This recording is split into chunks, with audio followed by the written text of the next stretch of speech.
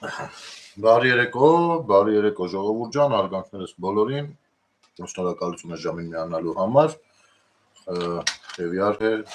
շնորհակալություն եթերը ըստ ձեր ցանկության ամենատարբեր կոնտենտները, հա, որովհետեւ ամեն եթեր մի բանի մասին է, որը հետաքրքիր է համարձակ կիսելու եւ տարածելու համար, անչափ շնորհակալ եմ։ Դե ինչ զրուցենք մի փոքր,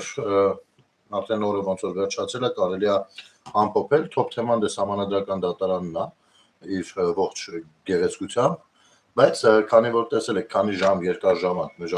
են տեղում քննարկումները,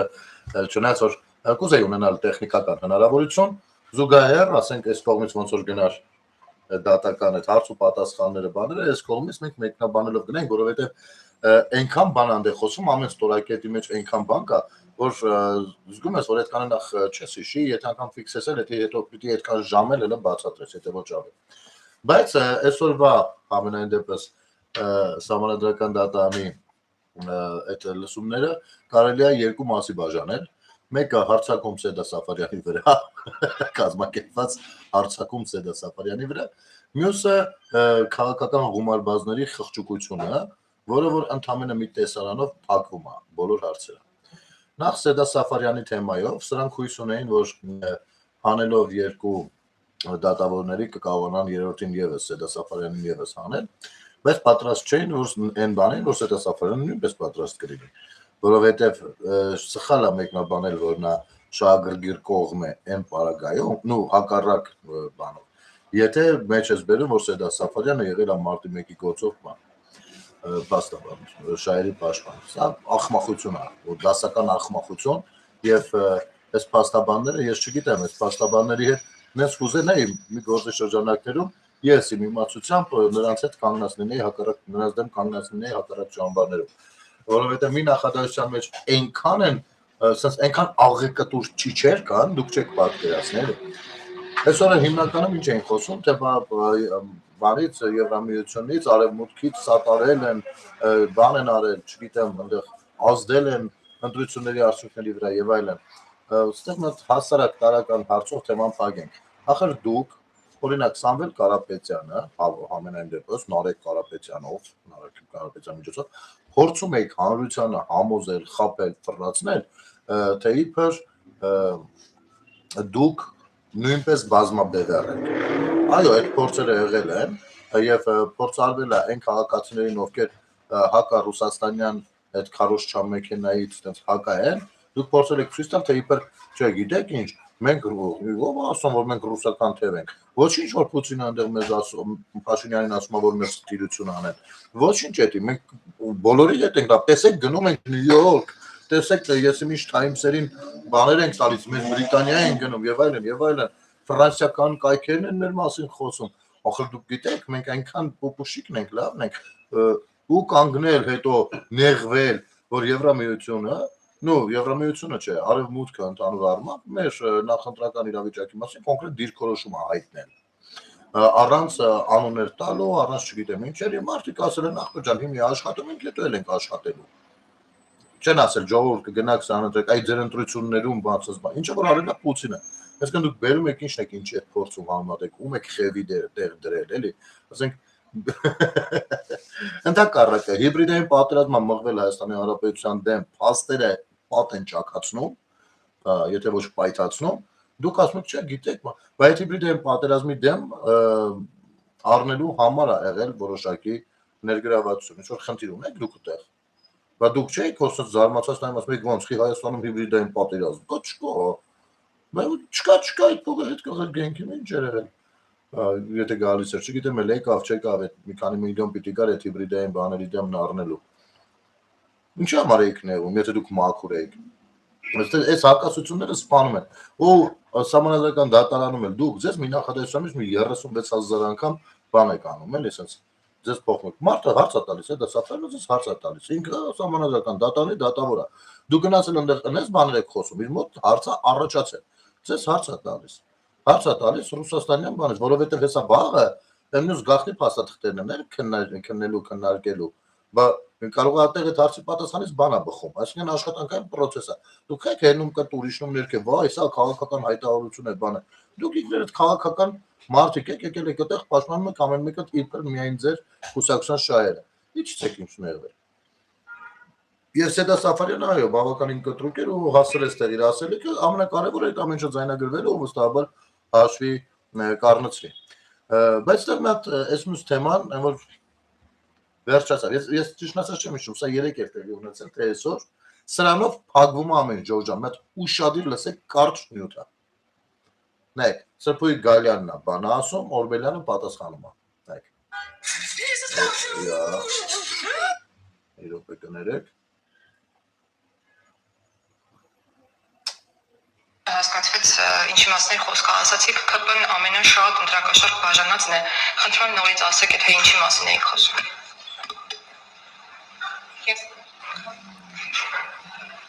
Հապա Բարձր դատարան մեր հայտնի մեր դիմումի հիմքում դրված չէ այդ պնդումը, այդ պնդումը արել եմ եւ այլն պնդում, ԿՊ-ն ամենաշատ ընտրակաշառք բաժանածն է, բայց քանի որ դիմումի հիմքում դրված չի, հավելյալ բացատրություններ չեմ տրամադրում։ Օրբելյան ջան, լսեցիք չէ ինչ ասում։ Օրբելյան ջան, ըստ ումնա հեսա մի հատ ենք լսել։ Նայեք ինչ է տեղի ունենում։ Ուրեմն սրանք ամբողջ քարոզարշավի ընթացքում ասում են, որ այ տեսեք ԿՊ-ն ընտրակաշառք է բաժանում, որ ասես ո՞րն է ընտրակաշառքը։ Ասում են նայեք, իրանք ասում էին, որ չենք բարձրացնի թոշակը, բայց բարձրացրեցին։ Իրենք ասում էին, այս բանը առողջապահության բաները չի լինի, բայց եղավ Ախպեր սաղ քարոզարշավին թիրախավորել են այդ ամեն ինչը։ Ասեք ժողովուրդ ջան, թոշակառուներ են եղել, որ ստեղներն էր հասար, ասում են, կարեք քտնելիցս չբերեք արդեն իսկականի, տո ոչ պետք է դուք եք արդեն այդտեղ են հասել, այնքան էին ասել։ Հիմա ու դա ասում են դա ընտրակաշառքն է հենց, ԿՊ-ի ընտրակաշառքն է։ Ես անգամ եթեր եմ արել այդ ժամանակները, ասում եմ, ախպեր, եթե դա ընտրակաշառքն է, դա ստացվում է Հայաստանի Հանրապետության 650,000 բանը քաղաքացիների, ովքեր որ թոշակառու են, մեղադրում եք կոնկրետ 650,000 600,000-ների մեղադրում եք թոշակ բան 10,000 դրամ ձեր ասած կաշառքը ստանալու մեջ։ Հենց որում այդ 650,000-ի մեջ ձեր պապիկ տատիկներն են, ձեր հայրերն ու մայրերն են։ Ասեք դուք ինչ եք անում, դանոս եք տալիս, որ այդ 650,000-ին տարվի փակվի, կաշառք վերցնելու համար նույնպես դա տալու։ Եթե դուք դա ձևակերպեք կաշառք տալ, ուրեմն կաշառք վերցնողն էլ կաշառք կա վերցել։ Իհարկե դուք հենց այդտեղ եք խփում, որպեսզի մարդիկ վախենային ինչ-որ բաներից։ Նաև այդտեղ եք։ Հիմա այդ մի ամիսը ճռռացին, բռռացին այդ ամեն ինչի մասին, սա վարչական ռեսուրս, չգիտեմ, ինչ ասեցին։ Բարձրում դիմել են դատարան, բայց իրաց դիմացի հիմքում դա չեն դրել։ Ուզում ասի, դե գիտեք ինչ, մենք չենք եղել փաստաբանը, դե մենք քաղաքական թիմի մարդիկ ենք էլի, դες փաստաբանները չեն դրել, բայց ինքն էլ հենց եկես համանդրական դատարան ներկայանում է որպես փաստաբան։ Լսի Օրբելյան, եթե դու քո քաղաքական թիմը մի ամիս ճռռացել եք մի թեմայից, դա դարձել եք ձեր քաղաքական խոսույթը, դուք դրանով գազ եք տվել, բայց տեսեք վարչական ռեսուրս եք կիրառվում, թոշակ բարձրացրին, որ իրավունքը չունեին, ասել եք թե չեք ասել արա։ Ասել եք ու սաղդ եք ասել։ Բա այսօր սահմանադրական դատարանում ինչի է դի դիմացի հիմքում չի դրված։ Ինչի հարցերից մեկը չի Օրբելյան, որովհետև մուտիտ եք արել, չէ՞։ Որովհետև մուտիտով եք վիզ դրել, չէ՞։ Խապել եք, չէ՞ ձեր էլեկտորատին։ Այ հիմա դրանց էլեկտորատի սիրելի քաղաքացիներ, ելեք ու գնահատականը տվեք։ Է որ ասում եք ձեր ուղեղի մեջ լցրել են սուտ խոսալու թեման, բայց ինքներդ առավոտից իրիկուն սուտ եք ուտում տանակ պատարակաղով։ Հասկանում եք։ Բարձրվում է, իրանք այդտեղ խնդիր չունեն։ Իրանք խնդիր չունեն, է որ ասում են վարչական ռեսուրս, բաստորին դա խնդիր չի։ Այդ խնդիր չի, պրոստը ձեզ էին տենց ասում։ Սահմանադրական դատարան են դրել, դիմեք մարդիկ, հիմքում չեն դրել ախպեր, որ դա խնդիր է։ Արկես բան։ Բայց ո՞նց ասել։ Այս սա կարելի էր այս սահմանադրական դատարանի այս բաները չդիտել, մենակ այս հատվածը դիտելու հերիք էր։ Մենակ այս հատվածը։ Սա արդեն խոսում է ամեն ինչի մասին։ Ու ես առաջարկում եմ, մի հատ լսենք Սրփուի Գալյանին, ով մի հատ կարճ տեսանյութ է հրապարակել, հենց նոր է հրապարակել, առաջարկում եմ դիտել, որովհետև ինձ թվում է բավականին մասնագիտորեն է վերաբերվել սրան ու հասկանալի ձևով ներկայացրել է, խնդրեմ։ Քաղաքացիները արդեն 4-րդ օրն է, մենք սահմանադրական դատարանում ենք եւ նիստերը շարունակվում են ընտրությունների արդյունքները վիճարկելու դիմումների քննության հետ կապված եւ օգտվելով առիթից ուզում եմ խնդրել ձեզ հետեւել սահմանադրական դատարանի նիստերի ընթացքին։ Ուրեմն ուժեղ Հայաստան Դաշնքի ներկայացուցիչները պնդում են, որ հակակոռուպցիոն կոմիտեն թիրախավորել է իրենց եւ այդ թիրախավորումը ազդել է ընտրության արդյունքի վրա։ Խոսքը ընտրակաշառքների բաժանման հայտնաբերման գործընթացի մասին է, որը հակակոռուպցիոն կոմիտեն իրականացրել է, որի հետևանքով այսօր կա 258 մեղադրյալ տարբեր քրեական գործերով եւ որոնցից 182-ը ուժեղ Հայաստան Դաշնքի ներկայացուցիչներ են, ընդ որում նրանց մի մասը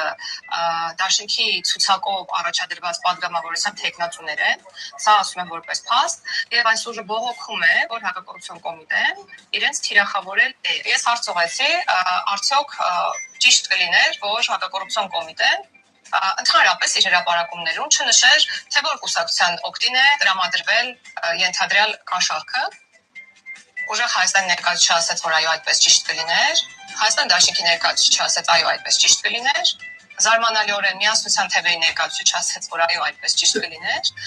եւ միայն հանրապետության կուսակցություններ, որի հստակ պատասխանն այն էր, որ ոչ, որովհետեւ անհասցե հաղորդագրությունը կթիրախավորել բոլորին։ Ինչպես կարող է մի կուսակցություն, մի քաղաքական ուժ, որն անընդունելի, պարզաբելի երևույթ է համարում ընտրակաշառքը, ընդունելի համարել մի իրավիճակ, որի շրջանակներում կարող է թիրախավորվել հենց ինքը։ Մեր քաղաքական ուժը օրինակ, ընդհանրապես որևէ առնչություն չի ունեցել ընտրակաշառքների հետ։ Ինչու պետք է պատրաստ լինի կրել այդ անհասցե հաղորդագրությունների պատասխանատվության բեռը։ Պատասխանները թողնում եմ ձեզ։ Շատ լավ է պատասխանները մեզ եք թողնում, Տիկին Գալյան։ Նայեք, հասկացաք միտքը ինչ է ստացվում, եկեք մի քիչ բացենք, էլի, հա, սնձրուցենք։ Ուրեմն, սահմանադրական դատարանում Տիկին Գալյանը հարց է ուղղում։ Չէ, նրանք ասում են, գիտեք, դուք մեզ ամբողջ ընտրությունների ընթացքում թիրախավորել եք։ Ինչ է նկատի ունեն։ Ասում են, այդ որ դուք զայնագրություններ եք գտնում ու հրապարակում, որտեղ որ մեր անունն է շոշափվում, որ մենք ընտրակաշառք ենք ենթադրաբար բաժանել, ուժեղ Հայաստանը կամ Հայաստան Դաշինքը կամ ԲՀԿ-ն, դուք այդ դրանով մեզ թիրախավորել եք, ասում է։ Այն որ իրանք կաշառք են բաժանում, ես ջանդամ։ Ասում է, այդ հրապարակումներում որ լսվում էր, որ մեր կուսակցությունների անունն է, դուք դրանով մեզ թիրախավորում եք։ Այսինքն դուք պիտի թողնեիք, անուն չհնչեցնեիք, մենք հանգիստ կաշառք բաժանեինք։ Հասկանում եք, որպեսզի չթիրախավորվեիք։ Հիմի Գալյանն էլ այդ ժամանակ հարց է տալիս։ Ասում է, լսեք, լավ, սուսպուս ձերբակալում ենք։ Չնայած մինչև այդ Գոհար Մելոյանը ասում է, նրանք մեզ հետ կապ չունեն, դրանք fake են, ամբողջը սուտ է, կեղծիք է, բան։ Փաստորեն սուտ չի, կեղծիք չի, պարզապես նեղվում են, որ թիրախավորվել են։ Ներողություն, հիմա Տիկին Գալյանը հարց է տալիս։ Ասում է, այսինքն դուք ո՞նց կուզեիք, որ հրապարակվեր ձայնագրությունը, բայց ասենք օրինակ, երբ որ ասում է ուժեղ Հայաստան, կամ Սամվել Կարապետյան, դες բիպ դրվել, էլի որ ոչ ոք չլսի, որ կուսակցության մասին է խոսքը։ Սրանք ասում են, հա, կուզեինք։ Ու մենք Հանուն Հանրապետության կուսակցությունը, որ իրանք էլ բողոք ունեն ներկայացած, բայց իրանք բողոքը խիստ տարբեր է նրանցից։ Ուղղակի նույն գործի շրջանակներում է բան լինում, քննվում։ Միայն Հանուն Հանրապետության կուսակցությունը, որ ելում ասում է, ո՞նց այդպես։ Բա եթե բիպ դրվի, օրինակ, հա,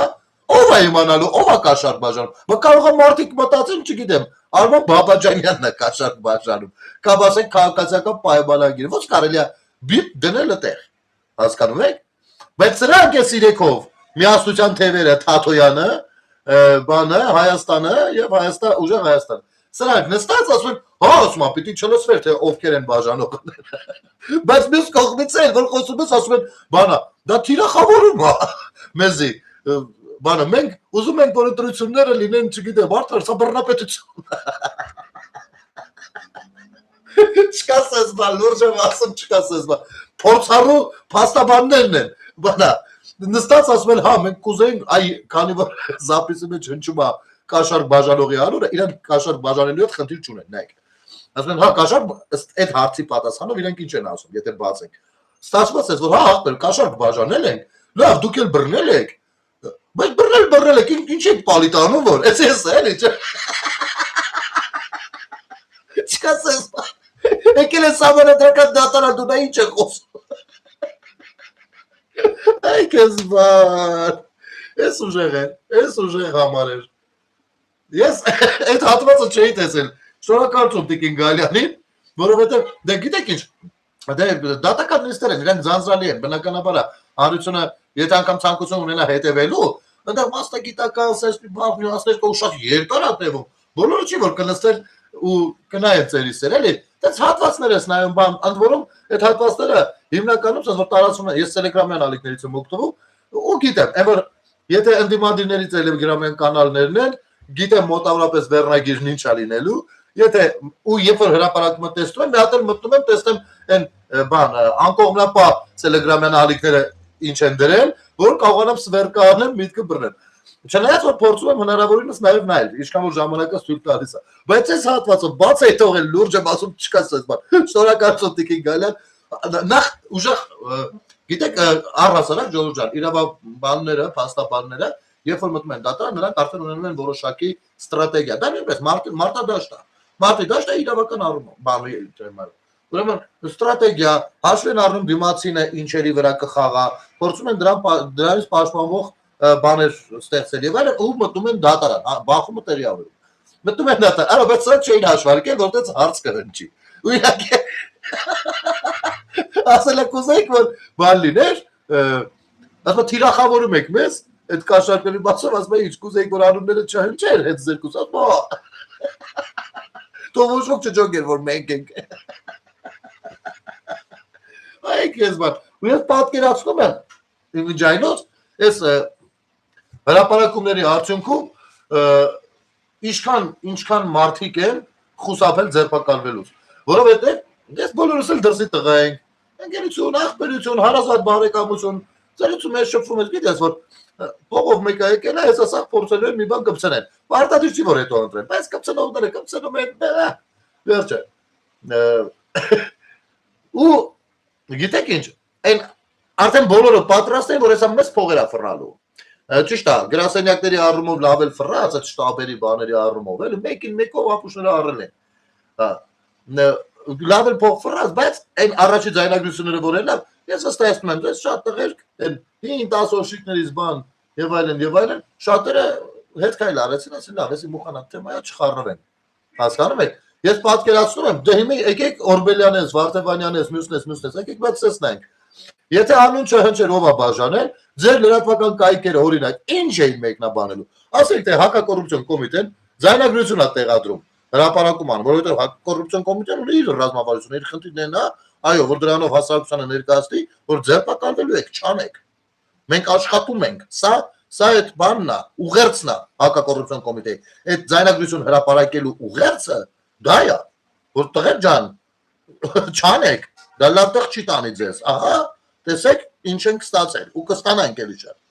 Հիմա դուք ասում եք, այդտեղ բիպ տնեիք, ասենք, թող չթիրախավորվեր մեր կուսակցությունը, որ փողը մենք ենք բաժանելուց եղել։ Հասկանու՞մ, որպեսզի էլի մարդիկ լինեն, որ չվախենային ու վերցնեն։ Այսինքն դուք դրանով խրախուսում եք հանցագործությունը, հասկանում եք։ Խրախուսելով հանցագործությունը որպես քաղաքական թիմ, դուք նաև այլասերում եք հասարակությանը, որովհետև դուք քաղաքական թիմ եք, քաղաքական ազդեցություն ունեք դուք։ Ու այսօր գալ սահմանադրական դատանում այդ խայտարակ պատասխանը տալ Սրբոյի Գալյանի հարցինի պատասխան։ Կներեք, ես իսկապես ինձ համար զարմանալի է արդեն շատ քաղաքացիներ այս ամեն ինչը տեսնում գնահատական դարձնեն, թե չէ, ովքեր որ ձեզ ձայն են տվել։ Ինձ համար իսկապես արդեն սկսում է հետաքրքիր դառնալ։ Ինչ ա եղել, որ ձեզ են ձեն տվել։ Ինչ ա եղել։ Դուք ով եք եղել։ Թե որպես փաստաբան, թե որպես քաղաքական գործիչ, թե որպես հռետորներ, թե որպես, չգիտեմ, տնտեսագետներ թեկուզ։ Ով է նայել բանը Ռոմանոս Պետրոսյանի հարցազրույցից վերջին։ Նայել եք Ժողովուրդ ջան։ Խայտարակություն է մի հատ։ Այնպես բացահայտումներ անում, նես բաների մասին է պատում, արա ու կա մի հոգի մարդ, գիտեք, եթե այդքան բացահայտում տեղի ունենար, բայց նորմալ հասարակության շրջանակներում, այդ հասարակության մեջ կարող է դաժե այդ մարդու կնիկը իրան չընտրեր։ Մեր մոտ, որովհետև այն էլեկտորատը ովքեր ընտրել են, այդ էլեկտորատին առավոտից իրիկուն թույն ու թարախ ներարկող կայքերն ու հեռուստատեսությունները էդի ցույց չեն տվել, ու ցույց չեն տալու տենց բաները, որովհետև իրանք խնդիր ունեն աշխատել իրենց վճարողների օգտին, դա է հարցը, ոնց կարան տենց բան ցույց տալ։ Ու գիտեք, եղել է մի երկու անգամ տարբեր բանավեճերի շրջանակներում որ մարդիկ կարծիքներ են ունեցել, ասել են որտեղից այդ կարծիքը քեզ, դրել ինչ որ մի բան է պատմել, ասել եմ դու դրա պատասխանը լսել ես, ինչ պիտի լսեմ, կամ ասել են խի դրան պատասխան է եղել։ Գժի դա։ Ասենք օրինակ, սրանց այս ուժեղ Հայաստանում ինչ մեկ ջայել կա, Շիրազը անունը ինչ է։ Այս ջայելը հելել հարցադրում անում, պատկերացնում եք, ասում է մի երկու օր առաջ։ Բայց այդ ինչու էր Ռուբեն Ռուբինյանը երիտասարդ տարիքում գնացել Թուրքիա սովորելու։ Նայեք, ինձ ինչ նստեղնի արտայնացնում, որ արա, դուք հարց եք տալիս պատասխանը լսելու համար, թե հարց եք տալիս հարց տված լինելու համար։ Որովհետև այդ երիտասարդ Շիրազ մարդես կարող ես եթերը դիտես, մեկ ուղարկի քեզ նայես, էլի։ Տես, այդ հարցը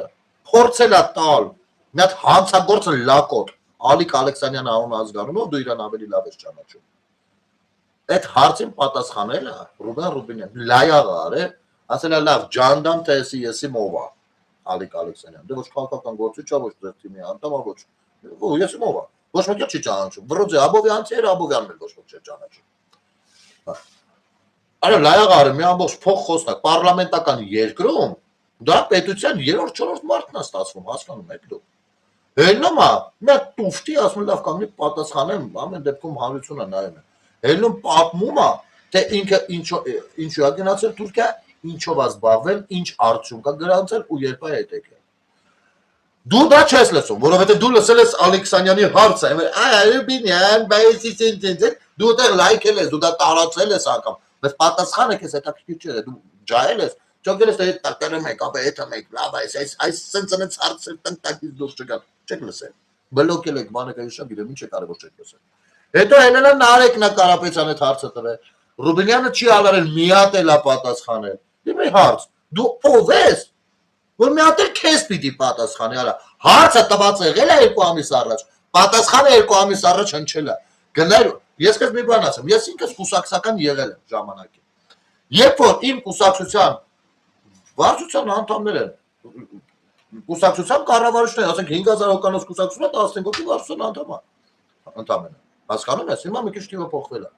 Երբ որ իմ վարչության անդամը, ես հետևել եմ իրաց բոլորի էջերին, որպեսզի ես ճիշտ հասկանամ իմ կուսակցության ռազմավարությունը որ ուղղությամբ է գնում։ Հասկանում ես, ինչ հարցեր են հնչում, որոնք են ակտուալ հարցերը, պատասխաններն ինչպիսին են, որովհետև կուսակցական գործունեությունը դա է պահանջում։ Այո, ժամանակ է պահանջում։ Ըստ էության դրա համար ես կուսակցությունից դուրս եկա չեմ, որովհետև ես չէի հասցնում իմ ՀԿ-ը, դժում էր իմ ՀԿ-ն, հասարակական կազմակերպությունը ու կոնկրետ ժամանակի առումով։ Բայց երբ որ իմ վարչության անդամներից կամ իմ կուսակցության առաջի դեմքերից մեկը ընդդիմադիրներին մի հատ հրապարակային հարց էր տալիս, ում անունը որ տվել է, ես նրա էջն էի տեղափոխում, այդ օրը սաղուրը նայում էի պատասխանելու է թե չէ։ Ինչ պատասխան է տալիս, որովհետև այդ պատասխանն է կարող է սպառիչ պատասխան լինի, որ իսկապես այդ հարցը չզոկանա։ Կապ չունի, որ քո կուսակցության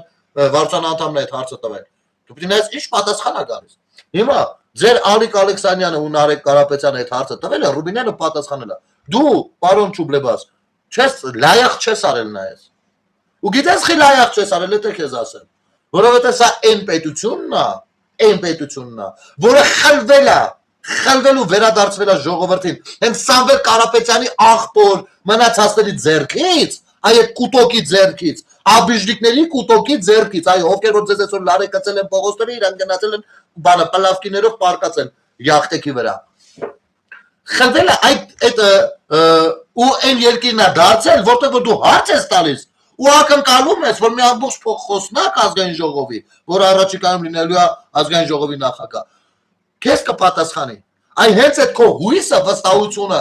այ հենց այն հաղթանակն ու ձեռքբերումն է, որը գրանցել եմ ես ու ինձ նման հազարավոր մարդիկ։ Այ երբ որ Սամվել Կարապետյանը հարցազրույցի ժամանակ ասում էր, ես վստահ եմ, որ մի օր Նարեկ Կարապետյանը վարչապետ կդառնա, անկախ նրանից ոնց ենք վերաբերվում այդ խոսույթին, այդ վստահությունը, որ կարա մարդը չլինի նախընտրելի անձնավորություն իշխանության կողմից, բայց ունի հնարավորություն որոշ գործունեության արդյունքում ստացվի այնպես, որ դառնա վարչապետ։ Այ այդ հույսը ունենալու կապ չունի, որ մեկ հույսն է, տես ձեր օրինակն եմ բերում, իմ օրինակը չեմ բերում։ Այ այդ հույսը ունենալու, այդ հույսերի վրա վստահ լինելու մասին է եղել իմ արած հեղափոխությունը։ Իմ ու 100 հազարավոր մարդկանց արած հեղափոխությունը դրա մասին է եղել։ Որ կարենա ասի պարտադիր չի, որ բանը Նիկոլը Դաբրոտա կամ Պուտինը Դաբրոտա, որ ինքը դառնա։ Կարա ինքը տենց աշխատելով, հանրային աշխատանք, քաղաքական աշխատանք տանելով, ինչ որ մի օր հասնի նրան մարդ է, որ դառնա վարչապետ։ Հասկացա՞ր թե չհասկացար։ Այդտեղ է հարցը։ Ես այդ արժեքների կրողն եմ եղել։ Իսկ դու վրոձի նրանց պաշտպանողն ես, նրանց դեմն ես, մյուսը, այսօր մի հատ հարց ես տվել, սս կայսում հակած, լավ այդ կայսումը հայտնես, մի հատ նկար ես նկա, ֆոտոսեսիա ես եղել, որ մի երկու հատ տես նկար ունենաս, Յոհաննես բան դեմքերով նկարներ կան, չէ՞ որ աշխատանքային։ Կայսում, այդպես մի հատ լավ նկար ես նկարվել, որը որ տեղադրվի ու քո հարցը սենց ռետորական հնչի, էլի։ Որին 2 ամիս առաջվանից 36 անգամ պատասխաները, որից 20-ը ես եմ տեսել։ Բայց ո՞նց եղել, ինձ հետաքրքրել է այդ հարցի պատասխանը, ես տեսել եմ, դուք այդ հարցը տվողներդ եք եղել, ու դուք չեք ցանկացել լսել։ Ասեմ ավելին, ես տեսել եմ Ալիկ Ալեքսանյանի հարցադրման տակը մեկնաբանությունների դաշտում Ռուբինյանի չալարած գրածը։ Էդ էլ եմ տեսել, չես տեսել, բա։ Բայց դու էդի ֆրուկտ ես, որ այդպես բաներին ուշադիր չես։ Այդ դաշնակցականությունը, էդի դաշնակցականություն էլ չի, էդի կոնկրետ բանն է։ Կիրիենկոյի գրասենյակն է, հատուկ սորտի, հատուկ ձևով կրթությունը ստացած, էլի, այդ գիտեք, հարցերը տանք ու տեղադրենք, որ տեսեք մեր սիրելի էլեկտորատ, մեր շատ համով հարիվներ ջան, տեսեք մենք հարց ենք տվել։ Ինչ կապ ունի թե այնտեղ ինչ են պատասխանել, պատասխանը չեն էլ դնում։ Այ այդտենց այն Քրիստինա Վարդանյանն է տենց սիրում անել։ Բանա, մեկ էլ նայես Հոյդայի պաշտոնական էջով բերում է։ Սես մի հատ հարց է տալիս, ասես, էս ինչ հարցրես, լուկ այն տենամ հələ։ Ոնց են էլի սրա տակից դուրս գալու կառավարության ներկայացուցիչները կառավարության այդ տածու պատասխանը։ Արա մեկ էլ մի բրծավ տեսանյութը։ Ի։ Բայց այդ գյոսել հարցը տվել ես։ Ինչի պատասխանը հետը չես դրել։ Ուտակը նայում ես մարդիկ, բրավո, բան, այո, այդպես, այդ պետք է ճշմարտություն անել ջրերը, ճշմարտություն չկա, հարցա տվել։ Այդ հարցի մեջ ճշմարտություն չկա։ Պատասխանի մեջ կարաս փտրես գտես ճշմարտություն, հարցի մեջ ճիշտը որն է։ Հարցը։ Շատ ուժեղ բան է։ Շատ ուժեղ բան է։ Ռազմավարությունը։ Հատուկ հարցերի համար։ Հիմա մարդը եկել է, սրբուկի գայլանը, հարցը տալիս, ասում է, բանա, դե որ թիրախավորում եք, լավ, բա ոնց անենք, որ չթիրախավորենք։ Կուզեիք ձեր անունը։ Չհնչերը թե ասում է, կուզեինք։ Որ չհնչի, մնացած քաղաքացիների վրա չազդի, իրենք շարունակեն բաժանել, էլի փողը, արա լավ, էլի։ Սրա նման ինքնախոստովանություն, պարոն Օրբելյան, չկա։ Ես երեք մի պահ աչքովս եկավ, չգիտեմ ինչ էր տեղի ունեցել, 3-3 օր էր։ Որ սես մի քանի կայքեր գրում էին, կեցցե Օրբելյանը, դուք միայն տեսնեք ինչ պորտա տեղադրում արես, բայց ես ինչ էր եղել, մի հատ հացի ես ինչ էր պատասխանել, թե դու իր հարց տվել, չգիտեմ։ Բայց էսի վերջն էր։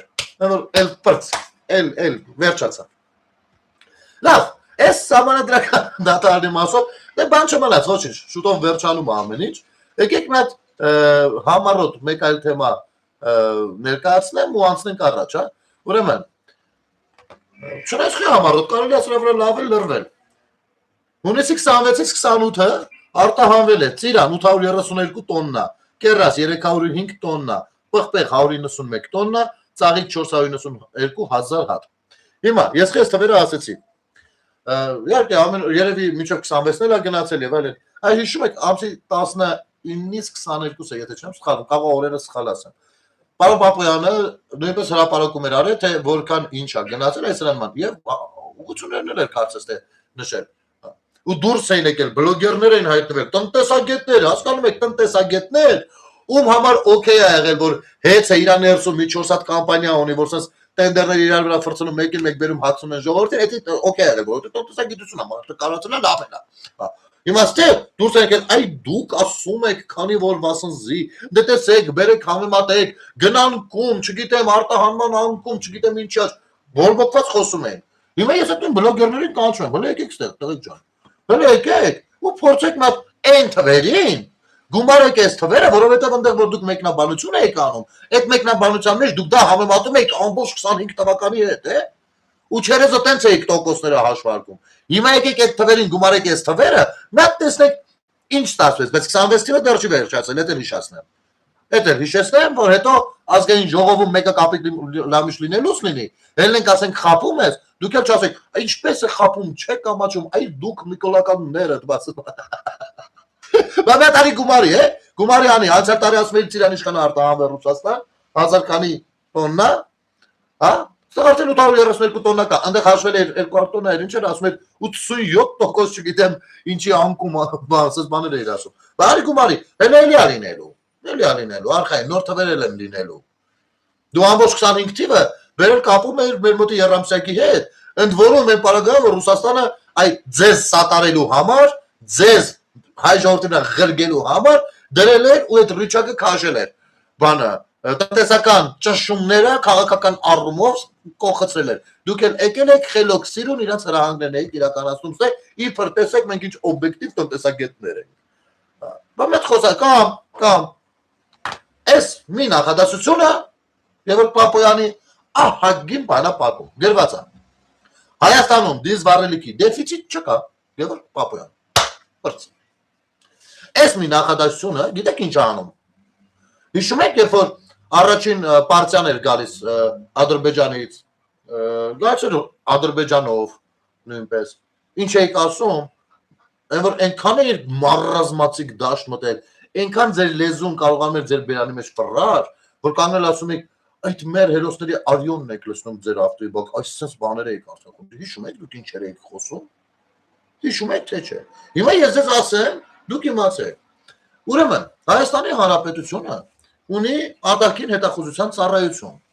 որին դեմ է քվեարկել պատիվ ունեմ, որի ստեղծմանը դեմ է քվեարկել պատիվ ունեմ դաշինքը եւ Հայաստան դաշինքը, որովհետեւ իրենց կարծիքով Հայաստանի Հանրապետությունը այդքան չկա, որ ունենա արտաքին հետախուզություն, այդ ծառայությունը եւ չի կարող այդքան ինքնիշխան լինել, որպեսզի այդ արտաքին հետախուզական ծառայությունը բացի որ լինի, մի հատ ծառայի Հայաստանի համար։ Չպետք է լինի։ Իրանց բանը այդ է, դեմ էլ քվեարկել են, կարող եք դնել ու նայել։ Ուրեմն լսեք, բայց կարող է պատահի արտաքին հետախուզական ծառայությունը, ինչու ոչ նաև արևմտյան գործընկերները ինչ որ ձևով, դե դիվանագիտական խոսքը շատ ինքը հպանցիկ անցում, իրան բարդ է էլի բանանել։ Հուշած լինեն, որ կարող խնդիրներ առաջանա, որովհետև կարծես թե աշխատանքներ են տարվում որոշակի ամեն ինչ չունենալ։ Ու այստեղ փորձ արած լինեն, զապաս ինչ որ բան, դե տարածաշրջան մուրիզով չի լինի։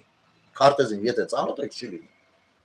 Ու փորձել են մտնել այդ դաշտ նախապես կանխելով այն աղետը, որը այսօր կարող լինել Հայաստանում, դուք պատկերացրեք, տեսել եք, Ռուսաստանում ինչա բենզինի համար իրար են ուտում արդեն այնտեղ։ Արդեն մեր ումանուց ցավ իրար ուրացել են արդեն, տեսել եք, չէ՞։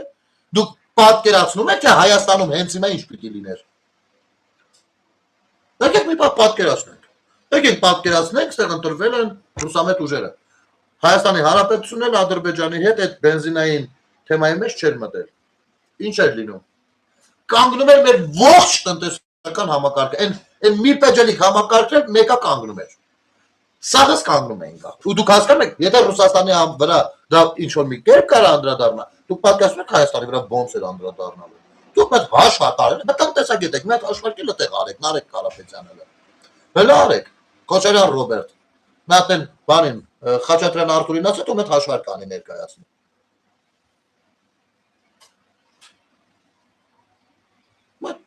Տեսնենք հələ ինչ էր հենց հիմի Հայաստանում հացի կրիզիս էր առաջանում, ադից սկսած։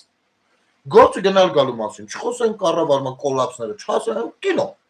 կինո, մեր վրա, եթե կարա պամիդորի արտահանումը սենց շուխուրանի, դու պատկերացեք բենզինը չլնել է, ինչ կարա լինի։ Ու բնականաբար, այդ խնդիրները Ռուսաստանի հետ պետք է չէ լինելու, որովհետև իր խնդիրներն էլ իրան հերիք են։ Մնացել էր հայերի մասին մտածել։ Այդ ժամանակ բազմադարյա եղբայրությունը այն բանի մայիսի 12-ից նման 21 թվականի եւ 22 թվականի սեպտեմբերյան բանի ռազմական բախման նման գնալու էր երկրորդ պլան ախպեջան։ Տներեք, ախպերներ են, դե որ ախպերներ են դուք էլ դիմացեք։ Գնալու էր դրա։ Բա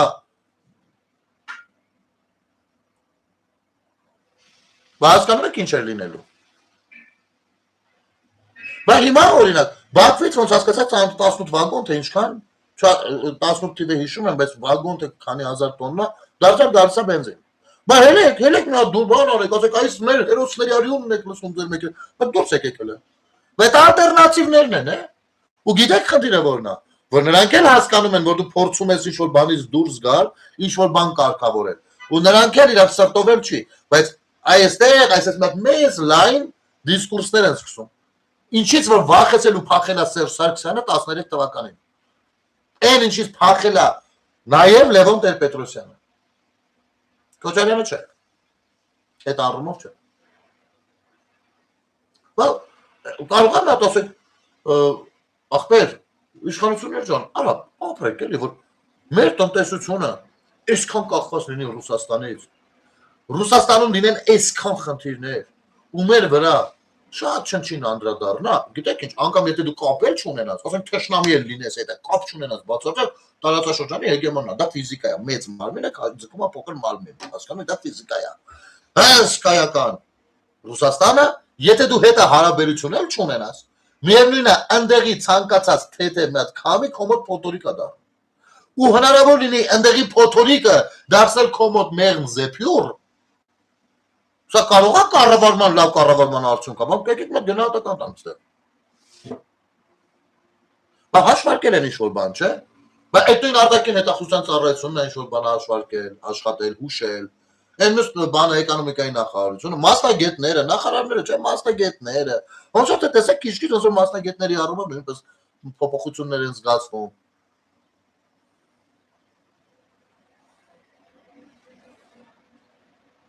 Գնել մեր ամենակարևոր լծակը թուրքերի դեմ դա թրիփի ճանապարհն է։ Պարզապես մեր իշխանությունները պիտի խելացի օգտագործեն այդ լծակը։ Նվեր ջան, ամենայն հարգանքով, եթե այդ հարցը գրել ես, ուրեմն պիտի լսես։ Նաև ես քո մտահոգությունը հարցնում եմ, բայց քո ձևակերպումը ինձ փոքր-ինչ անընդունելի է։ Գուցե ես եմ սխալվում, ոչինչ, բայց միտքս արտահայտեմ այդ հարցը։ Ուրեմն նախ թրիփի ճանապարհը որևիցե մեկի դեմ չի։ Դուք ճիշտ չեք ըմբռնել։ Դա Թուրքիայի դեմ չի։ Կարող է որոշների շահեր այդտեղ ստորադասվում են, օրինակ Ռուսաստանինը,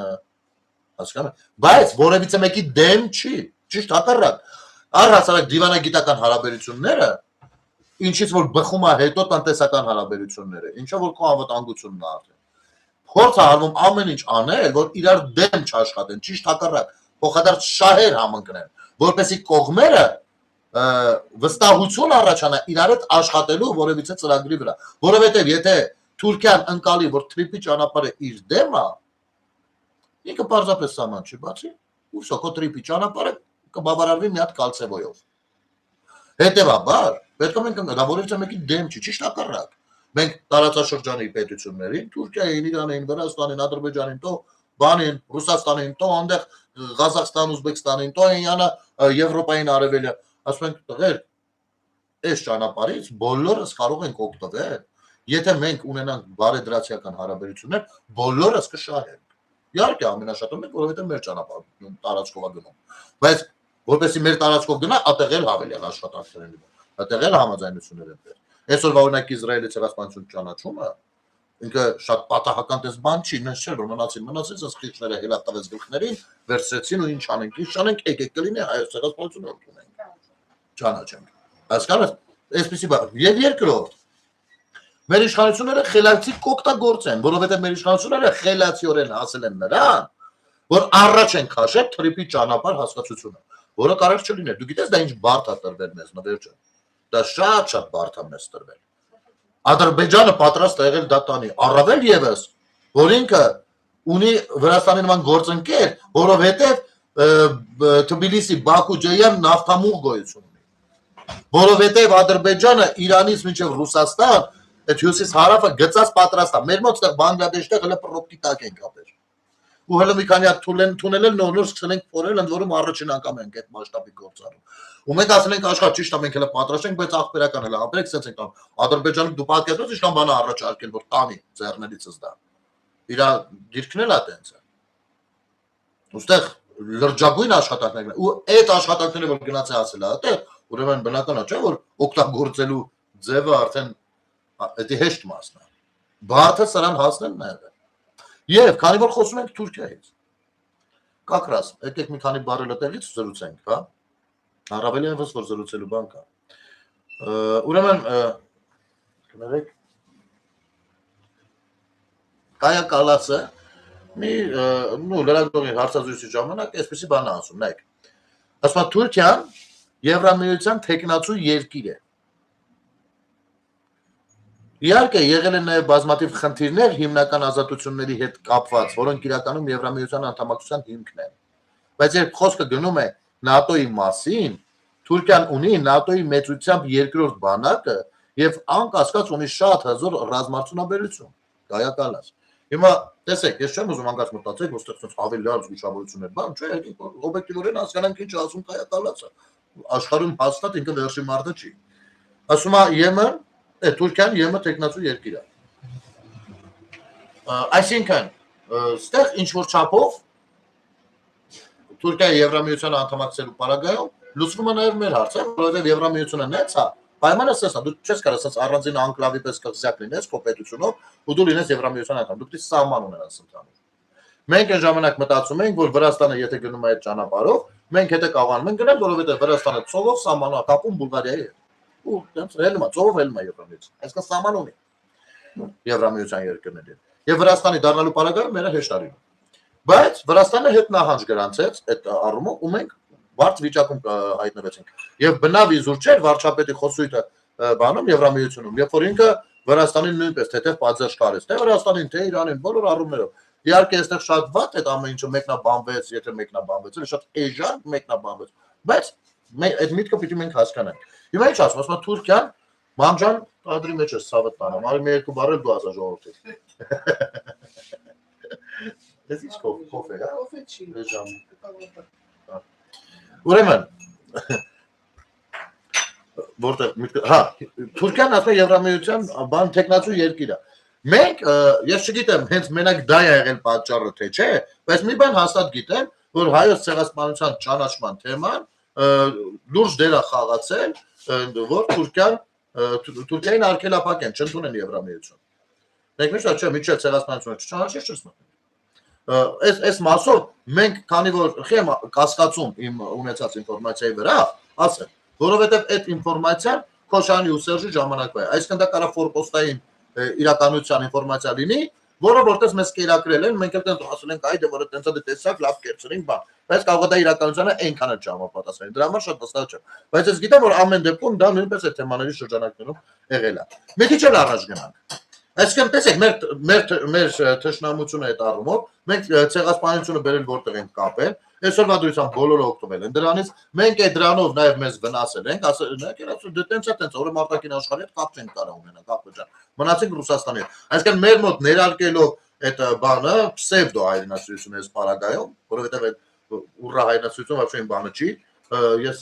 լուրջ չեմ վերաբերում դա, ես այո հայրենասեր մարդ եմ ինքնացում, կյանքն մշտապես պատրաստ եմ եղել ու դերացել եղել զգացեղանի, բայց դա պիտի ունենա որոշակի արդարացում, հասկանում եք, պիտի գաղափար լինի, մի ոչ թե մենակ զգայունություն, պետք է դատողություն լինի։ Հիմա մեզ այդտենց հանրությանը փորձել են հետ պահել այն մտքից, որ Թուրքիայի սահման բացի աշխարհի հետ կապ ունենանք, ասում դեն Ռուսաստանով կայել է, ինչ եղել որ հասկանում եք։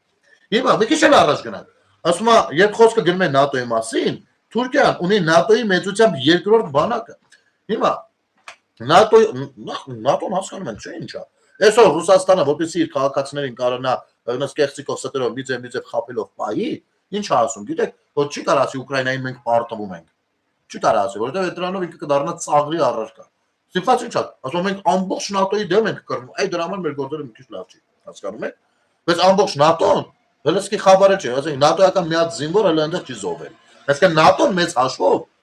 չի մտել դեռ ուղղակիորեն այդ ռազմական գործողության մեջ։ Այո, ֆինանսավորել է, ոնց որ Հայաստանն էր ֆինանսավորում Արցախին։ Այո, որոշակի զենգզինամթերք է հասնում, ոնց որ Հայաստանն էր Արցախին հասնում իմիջիայլոց, ինչ է չափել։ ՆԱՏՕ-ն մեծ բաներ անում, բայց հələ չի մտել բուն խաղի մեջ։ Հիմա այս ՆԱՏՕ-ում,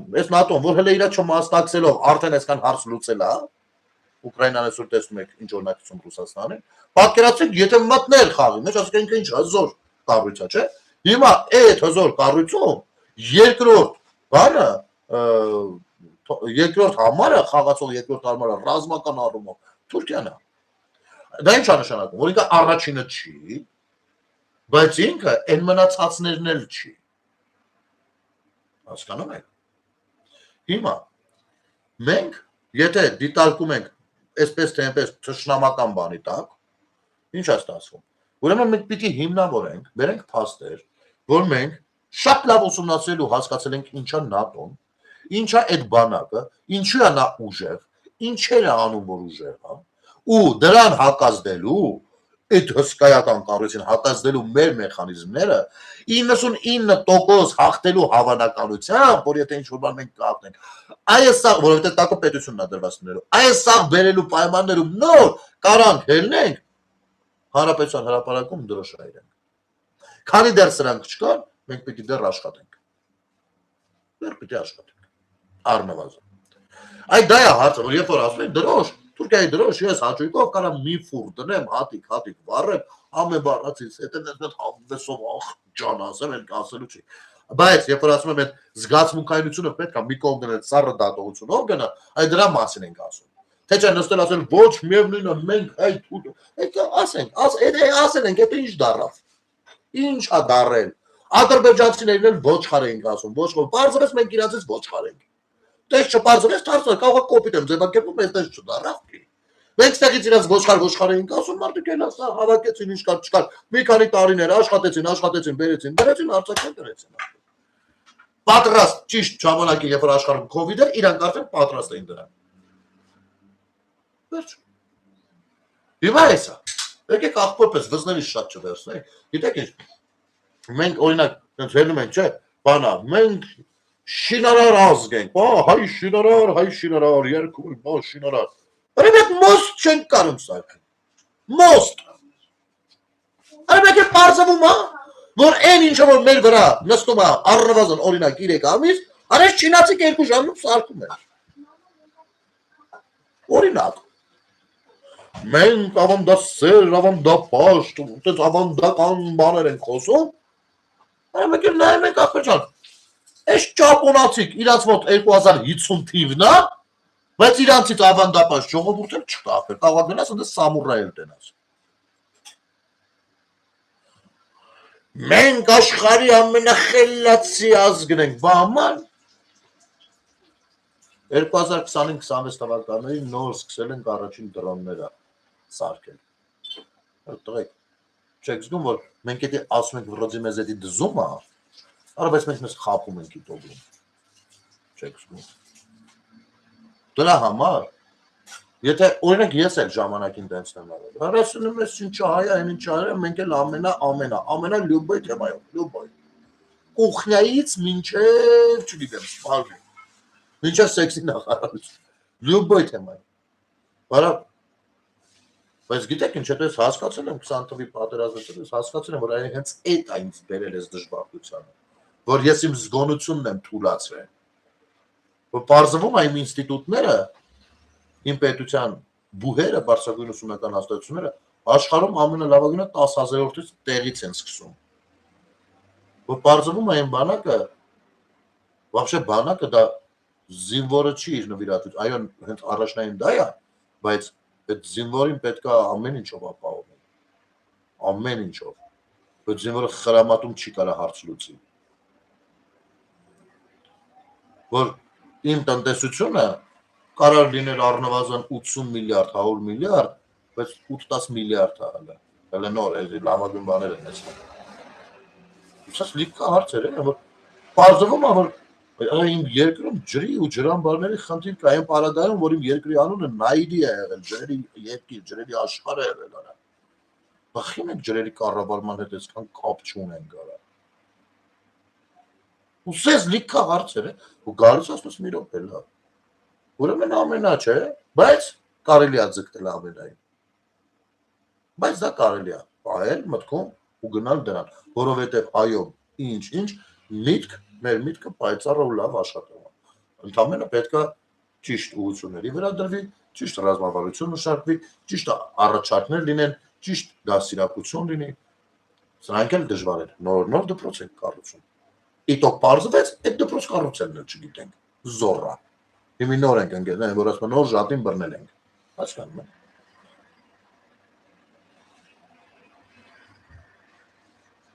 Թե չէ, այն որ նրանք ոչխար են, այդ ես չեմ քննարկում, այդ չի ասում, չեմ ասում սխալվում, չէ, բայց պարզվում է։ Մենք էլ տենց չենք եղել էլի ոչխար։ Ну ոչխար չէ, լավ թող է, հարիվ։ Չգիտեմ։